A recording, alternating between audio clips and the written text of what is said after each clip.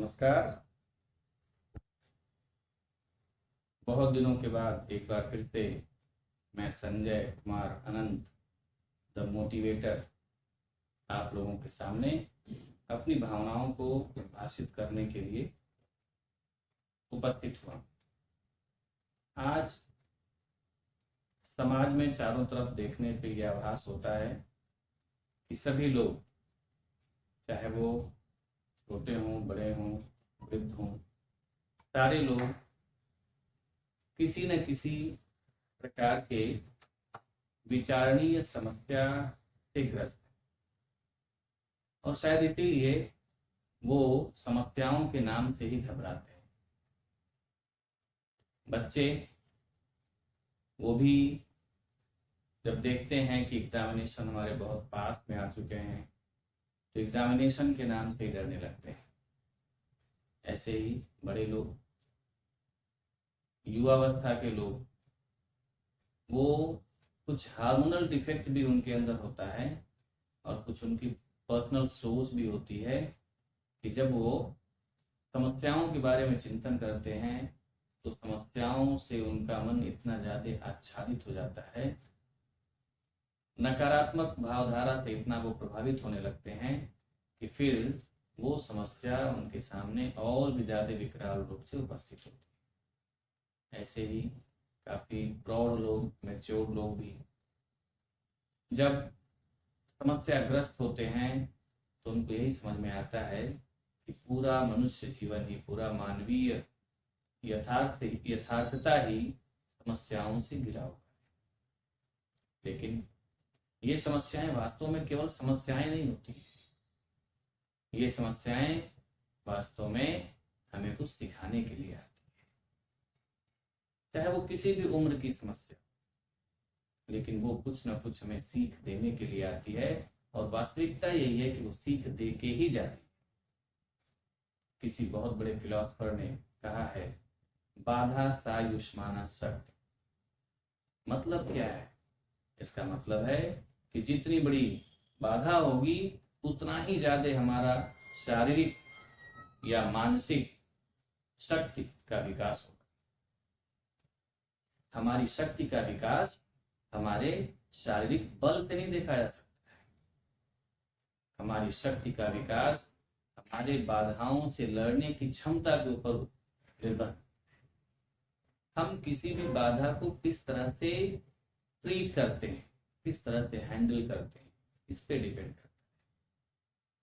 कभी कभी मुझे सोचना पड़ता है कि अगर ये बाधाएं नहीं होती तो हमारा इतना ज्यादा विकास नहीं होता।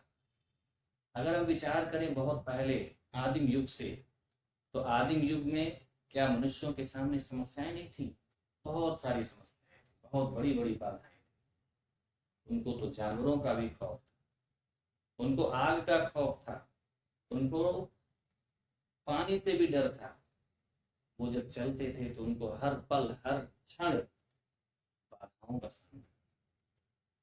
लेकिन उनसे लड़ते लड़ते लड़ते आज मनुष्य की सभ्यता उस जगह तक पहुंच चुकी है जहां पे हम उन छोटी छोटी चीजों से अब भय नहीं खाते हैं, लेकिन समस्याओं का रूप बदल चुका है। आज समस्याएं दूसरे दूसरे रूपों में हमारे सामने है। तो प्रश्न उठता है कि हम इन समस्याओं से निपटे कैसे, इन बाधाओं को ओवरकम कैसे किया जाए, इन बाधाओं पे विजय कैसे हासिल किया जाए। इसके लिए तो एक छोटी सी बात मेरे दिमाग में आती है कि हम छोटे छोटे जीवों से ये चीजें सीख सकते हैं कि किस प्रकार से ये छोटे छोटे जीव अपने वजन से, अपनी क्षमता से भी ज्यादा बड़ी बाधाओं को प्राप्त करने के बाद भागते नहीं, बल्कि उसका डटकर मुकाबला करते हैं और उस पर जीत हासिल करते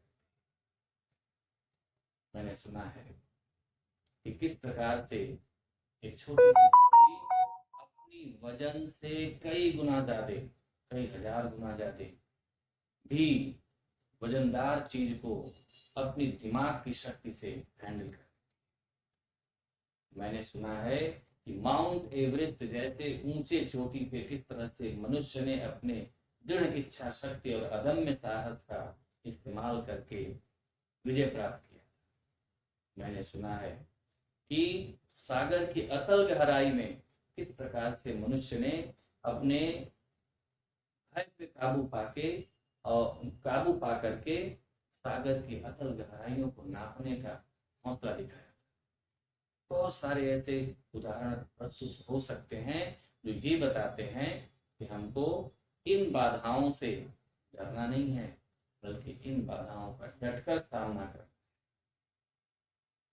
इसीलिए मैं कहता हूं कि बाधाओं को देख करके भागो मत, जागो। भागना कायरता की निशानी है। हाँ, अगर हम जग गए, हम अपने विवेक का, अपने बुद्धि कौशल का, अपने शक्ति का, अपनी साहस का और अपने दृढ़ इच्छा शक्ति का अच्छे से इस्तेमाल करना सीख गए, तो निश्चित रूप से हमको इन बाधाओं पे विजय हासिल करने में कोई भी परेशानी नहीं।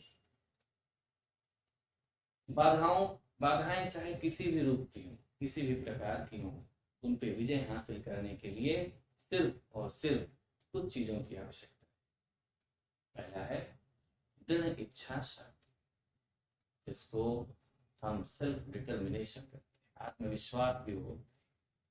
अगर हमारे पास इच्छा शक्ति है, आत्मविश्वास है, तो बड़ी से बड़ी बाधाओं को भी हम अपने पैर के ठोकर से चूर्ण विचूर्ण कर सकते। दूसरी चीज जो बहुत ज्यादा आवश्यक है बाधाओं पे विजय प्राप्त करने के लिए, अपनी आत्मिक और मानसिक शक्ति को बढ़ाने के लिए, वो है ईश्वर पे दृढ़ विश्वास। ये तो सही बात है कि जब हमको ये पता चलता है कि हमारे साथ का जो आदमी है वो बहुत ही ताकतवर है, तो हम किसी से भी लड़ जाते। हम ये नहीं सोचते कि उस आदमी से लड़ने पे हमारा कितना नुकसान होगा, क्योंकि हमको ये पता है कि हमारे साथ का जो व्यक्ति है, जो आदमी है, वो तो बहुत ही ताकतवर है। तो जिस दिन हम ये विश्वास कर लेंगे कि हमारे हर एक सेल में बैठा हुआ वो परमात्मा, भगवान, वो अल्लाह, वो खुदा कितना ज्यादा ताकतवर है, वो इतना ताकतवर है जितना कि हम सोच भी नहीं सकते, तो निश्चित रूप से ऐसे मालिक के सेवक बन करके, ऐसे दोस्त के सखा बन करके, या ऐसे पालनहार के बेटा या बेटी बन करके निश्चित रूप से हमें गौरव महसूस होगा, और हम उस बाधा को बाधा नहीं समझेंगे और उससे उसी प्रकार से लड़ जाएंगे, भिड़ जाएंगे, जिस प्रकार से एक ताकतवर सैनिक बिना ये सोचे कि सामने वाला कितना ताकतवर है, सिर्फ अपने अदम्य साहस का इस्तेमाल करके भिड़ जाता है। मैंने बताया दृढ़ इच्छा शक्ति और ईश्वर पर अटूट विश्वास, ये दो ऐसे हथियार हैं जिनका इस्तेमाल करके हम अपने अंदर के सोए हुए मानवीय पुरुषार्थ को जागृत कर सकते हैं और फिर बाधाओं से बहुत अच्छे से मुकाबला। किसी ने बहुत सही शब्दों का चुनाव किया है, कहा है रंग वाले रंग से तस्वीर बदल देते हैं, रंग वाले रंग से तस्वीर बदल देते हैं, निशाने पे जाती हुई तीर बदल देते हैं। अगर हम चाहें तो बदल दें अपने माहौल को, अगर हम चाहें तो बदल दें अपने माहौल को। अरे बदलने वाले तो तकदीर बदल देते हैं, बदलने वाले तो तकदीर बदल देते हैं। अक्सर करके ये सुना जाता है कि एक बहुत ही अच्छा व्यक्ति जो समाज में काफी डेवलप कर रहा था, काफी उन्नति कर रहा था, अचानक कोई ऐसा माहौल बन जाता है, ऐसा सर्कमस्टेंस बन जाता है, ऐसी परिस्थितियां पैदा होती हैं कि वो आदमी अपने आप से हार जाता है और फिर सुसाइड कर लेता है। तो मैं आजकल के युवा वर्ग से ये निवेदन करूंगा कि वो उस रास्ते पे न जाएं जो कि पतन का रास्ता है, जो कि मृत्यु का रास्ता है, जो कि जीवन का रास्ता नहीं है। जीवन तो लड़ने में है, जीवन तो भिड़ने में है, जीवन आगे बढ़ने में है, जीवन मरने में नहीं है। मृत्यु का वर्ण हम क्यों करें जब परमात्मा हमारे साथ है। परिस्थितियां चाहे जैसी भी हों, लेकिन वो परिस्थितियां हमारे दृढ़ इच्छा शक्ति और ईश्वर के प्रति अटूट विश्वास से जीती जा सकती हैं। इसलिए अंत में मैं आप सबसे यही हाथ जोड़ करके निवेदन करूंगा कि आप उस गलत रास्ते को न चुने, बाधाओं से लड़ने की कोशिश करें। इन बाधाओं के कारण हमारा निश्चित रूप से और भी ज्यादा विकास होगा, हमारी